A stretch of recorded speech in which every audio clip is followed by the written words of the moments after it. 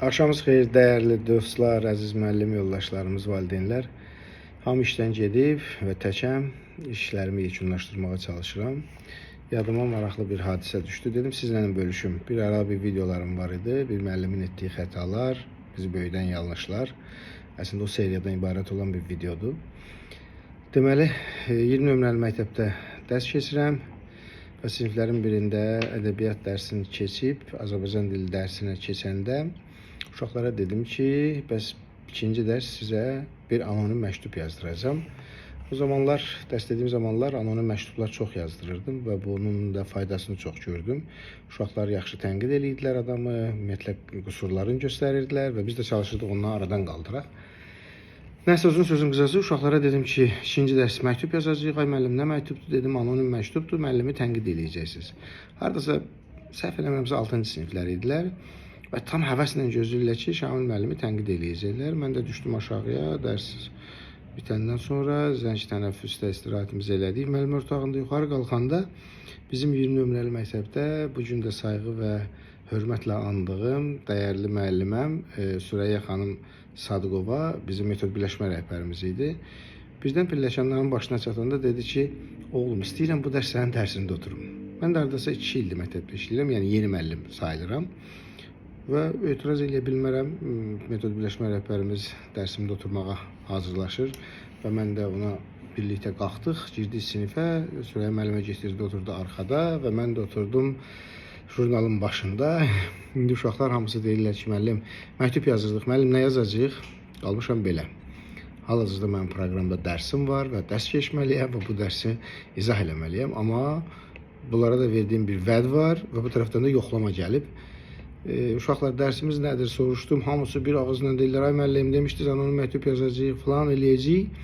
Dərsin də mövzusunu da unutmuşam, açığı nə dərs olacaq. Nəysə, uzun sözün qısası, baxdım ki, vəziyyət gərgindir, çıxılmaz bir yoldur. Düz əyrini kəsər deyirlər. Məcbur olub uşaqlara kağızları payladım və izah elədim ki, siz Şamil müəlliminizi tənqid edirsiniz.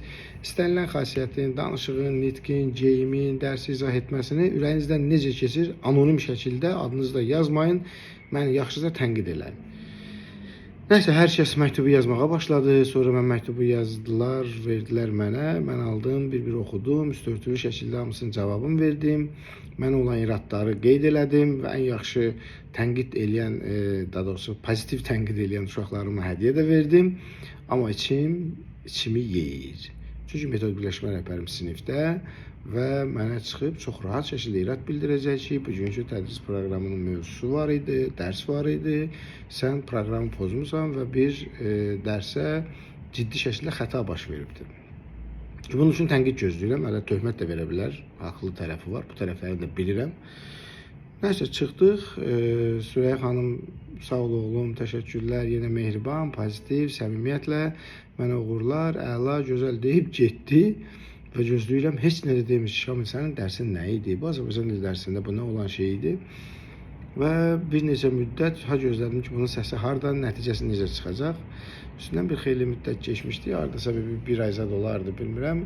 Metod birləşmə iclasımız olanda Sürəyyə xanım metod birləşmə iclasında durdu, dedi ki, nəsə çıxış eləyirdi və mənim dərsimdən danışdı. Dedi, bu yaxınlarda Şamilin dərsində oturdum. Çox xoşuma gəldi, çox təəccübləndim, çox yaradıcı, çox kreativ.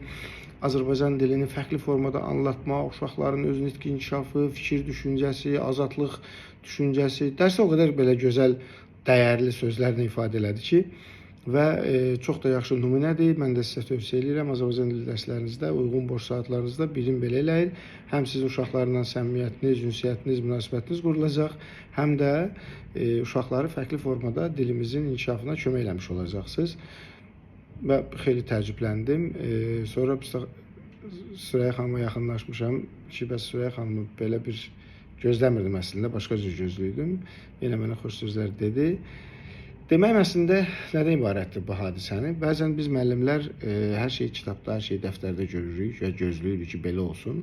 Amma bəzən yaradıcı yanaşanda hadisələrə gözlənilməz uğurlu nəticə də ala bilirik və yaxud da bizdən böyük olan müəllimlər, təcrübəli müəllimlər, Süreyya xanım kimi metod birləşmə rəhbərləri, mən hətta təcrübədə olanda universitetdə 3-cü kursda təcrübəyə gedəndə belə 20 nömrəli məktəbdə Süreyya xanım bizim praktika rəhbərimiz olmuşdu təsadüfən.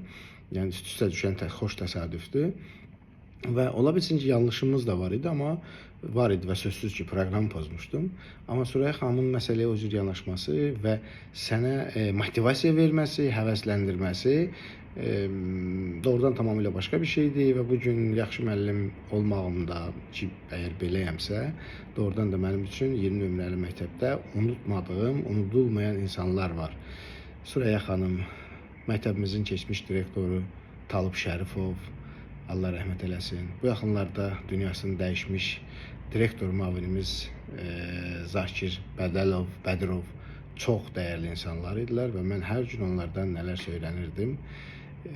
Həm onları xatırlamış olarıq, həm də keçmiş günlərdən nəticə çıxartmaq üçün bu hadisəni sizlə bölüşdüm. Uğurlar arzulayıram. Nə qədər maraqlı olacağını isə qərarı siz verəcəksiniz. Təşəkkürlər.